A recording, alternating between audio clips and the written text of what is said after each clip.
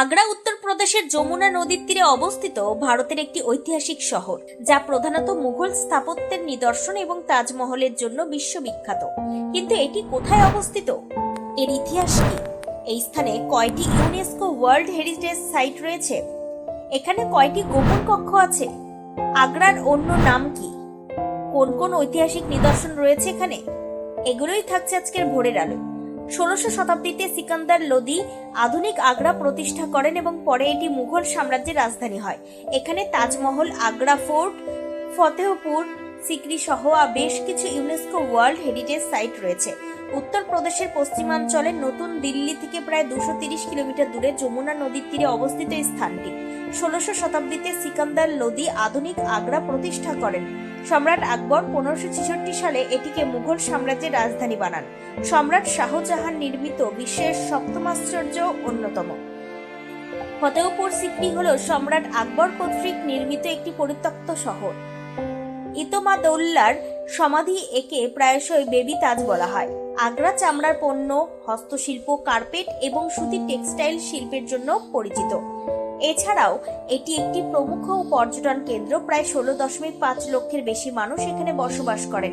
আগ্রা ভ্রমণের সেরা সময় হলো অক্টোবর থেকে মার্চ মাস, যখন আবহাওয়া বেশ মনোরম হয়ে থাকে।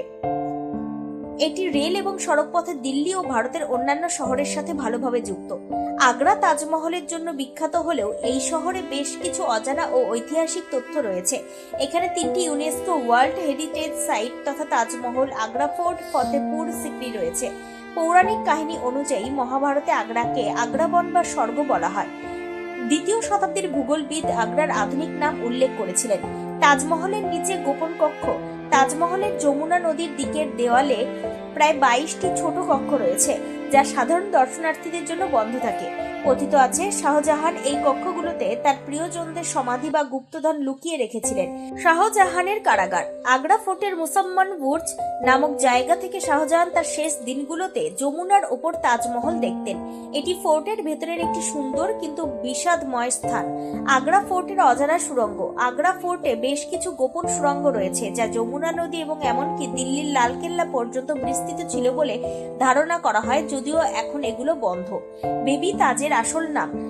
তাজমহলের পূর্বসূরি হিসেবে পরিচিত ইতমাদ-উদ-দৌলা কে বেবি তাজ বলা হলেও এটি আসলে নূরজাহানের পিতার সমাধি।